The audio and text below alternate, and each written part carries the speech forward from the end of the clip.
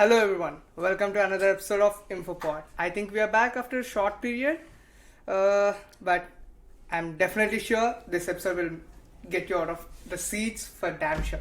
So here we are with our near and dear professor, Dr. Patra. Sir, how are you? Very good.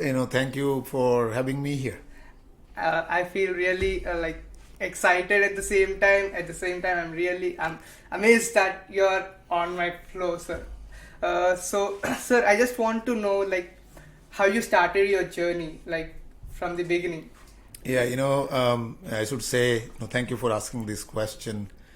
It is quite some journey. So I came to United States, if you are meaning that journey, then I came in the year 2000, 23 years ago. Mm-hmm. Oh, that's very long time. Yeah. So how it got started, sir?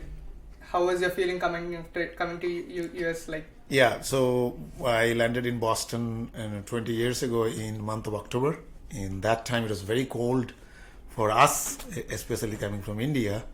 And I was privileged and fortunate to work with two amazing people over there. My mentor, Professor Steve Warner, and Professor Paul Calvert at the University of Massachusetts at Dartmouth. That's where all it began. So I was always curious that you are basically from a background of maths and sciences, right? So either you should be in the mindset of India during those times, it was either into engineering or science or medical. Yeah. But you got into a field where it combines both. How that journey started and what motivated you to get into that? That's an excellent question. I mean, if you know, my undergraduate is basically in chemical science, which is chemistry. Yes, sir. But then my journey started as material science and engineering, graduate studies, application of those materials in various areas of health, so came into bioengineering field. So when I was accepted at UMass Dartmouth, I was taken into a program named Materials and Bioengineering. How various materials we can play around into the design structure for health. And that's where it started brand new for me. Oh, you got excited to that? Got excited. It was challenging, but also it was it gives you room that you could be creative. Like whatever core conventional discipline that you came from, now how to utilize that in the most interdisciplinary way. So I thought that was a challenge, but with the challenge there lies opportunities. So I think I took it. That's true, sir. I think those opportunities had opened you a wide door till to date, right? Yes.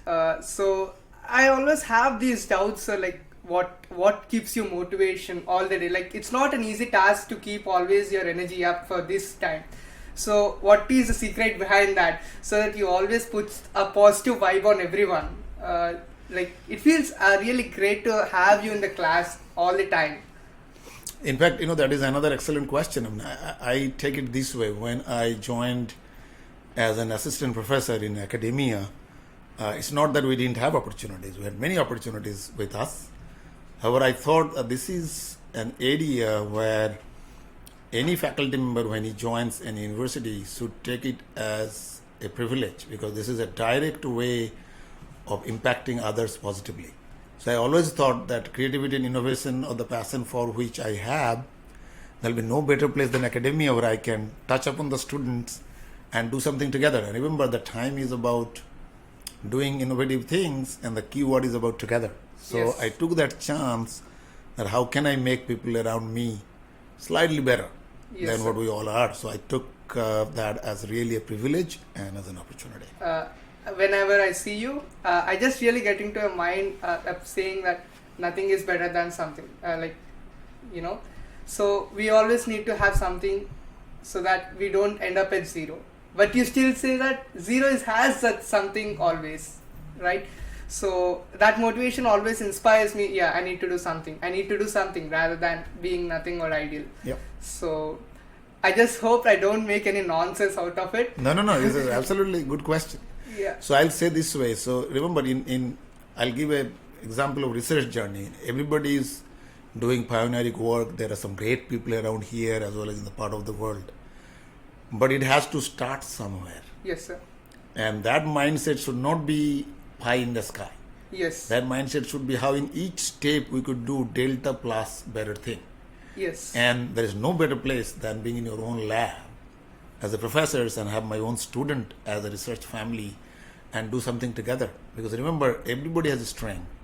So as a faculty member, my job is to get the best out of you. Yes, sir. Similarly, for the other students, I should take a complementary strength and make one question well addressed. So I thought academia is the best place to give that opportunity. So that's why I keep myself very positive. That's true, sir. And I always, when I went through your LinkedIn profile, like there are lots of comments by students. So you are really positive. Patra is here. I think there is nothing greater than that. I have, to be frank, sir, I spoke with some of the alumni batch before coming to this college, and they said really so good things about you. That, oh, you're going under Professor Patra. You'll be good. You'll always be good. Not to worry. Just go join. Just go join. I hadn't got any opportunities to say this. I think this is a right platform to say that as well. So I really thank that for you. And thank you very much. There's no better things or better sense of satisfaction for a faculty member when they hear good things from their former students. Yes, sir. I think there are really lots of students who admire you. Like they see you as a person who keeps on motivating them even at the point of zero. Even at the point they lost their hope, you can still give them a hope. So I think that's really a good thing where a student sees, okay, someone is there to put a shoulder, like a hand on my back and say, yeah, you're okay, you're fine. So how do you see that, sir? So, that's a good question. Again, I mean, we all started our journey as a student, right? Yes, sir. Everybody has gone through this phase. And remember, everybody doesn't know or doesn't have to know everything. So to get started, you need help. Yes, and sir. if that beginning becomes a positive note, then nothing's better than that. So I always thought that, if somebody is at a stage where the person needs tremendous help, all we could do is we could help in a positive way. Yes, sir. For that to do, you have to be first a leader who has done by action. So we did a lot of great work, mixed with amazing people, learned from many of them, also including students. So I always keep it in mind that zero ain't that bad. The next thing is one, right? Yes, so sir. all we could do is very great stuff. And students keeps me excited all the time. So I think I take it carry forward at every level. That's great. There is, I think, what do you feel? What can you say? One incident which you felt, okay, this could be done better in my life. So, is there any incident in that way, sir? Yeah, it's a great life. I should be telling that I am privileged. Family wise, my career wise, I'll not take anything for change if I'm given another life. Yeah. But looking back, could certain things be done better? Absolutely. There are many things that I did during my stay at IIT, where I was privileged to get some amazing friends, fabulous professors. Maybe at that point, some of the advice, got away with my youth. So I think that had I been much more, much more at a relaxed state with maturity, I could have done things in a different way. I'll not say better, but so far, I should say there's no complaint. I mean, I'm very happy, but journey just started. That's true, sir. We are just starting up. That's true. Yeah. So I think these are the things like most of the people ask, but there are some international students who really wants to know how the biomedical engineering could be. So if you look at the term biomedical engineering, so this is a field very interdisciplinary, and this is a field that addresses the application of engineering principle at the interface between medicine and biology. Yes, sir. So as you can see in the world, the aging population is increasing. Yes, sir. And so are various undefined diseases. What I mean by undefined, meaning the disease that we don't understand much. The biological processes, be it any proteins or be it any specific molecules that triggers it. Those things are very, very new things that are coming up. And I'll give an example. In Nature magazine, they're telling us that we're entering into an infectious era. Yes. So many pathogens from animals will come to human habitat now. That can cause havoc, or maybe that can cause some allergic reactions to the body. So I feel this is a field where application of all engineering principles, including even another area of computer science, to come up with advanced devices, come up with advanced understanding, So this field is going to grow tremendously. And if you look at the data sets from Bureau of Labor Statistics, you can see how the demand for this field, women getting into the field, are only on the rise. And I think allied health, including biomedical engineering, device sectors, machine learning, and all, is going to be a massive demand going forward. That's great. I think I also have another question, sir. Like, I am from a background of pharmacy, and like my friends are from various different backgrounds. They are into biomedical engineering. There is a starting fear to enter into this course. Okay, I am into a course where I have no basics. Correct. Yeah, I have no idea what it's going to be. Yeah, and how it's going to start. At least for me, there was a support by my friends or from the alumni students who have told that, okay, it's okay, you're all right, you're going into it. And I also have you to say that. So it's not the same case for all the students as well. Correct. So what do you want to say to them, sir? Yeah, so let's say, pharmaceutical science. It has various sub-disciplines, right? Yes, Take sir. this program 25 years back. How people used to think about this program. That's But now that field has matured and come up with a stage.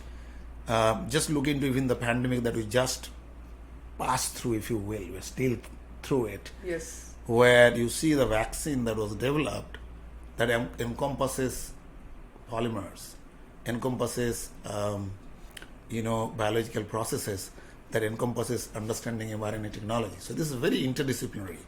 So I would say this is the best time to form amalgamation between pharmaceutical science and biomedical engineering, because you need to detect pathogens. For that you need detectors, which is a device. And you also know you should understand or study the pathogens, which is structures, and their hypothetical molecules, which will be drug. So this pharmaceutical science field as a whole, when it is tailored with an engineering applications, I think field is just starting. It'll be an amazing opportunity going forward. yeah. I think right now also we can see lots of opportunities going on through this field. Correct. And the best example is our alumni batch getting their jobs right Yeah. away in the college itself. Yes. So many of our students, we can say, they got a job, for example, in company like Pfizer, company like GE Biomedicals, companies like Johnson & Johnson's, and you can see Moderna. So these are the companies that are working as a core front of pharmaceutical science, but with an engineering device in mind that can help future pathogens to be detected. And not only just pathogens.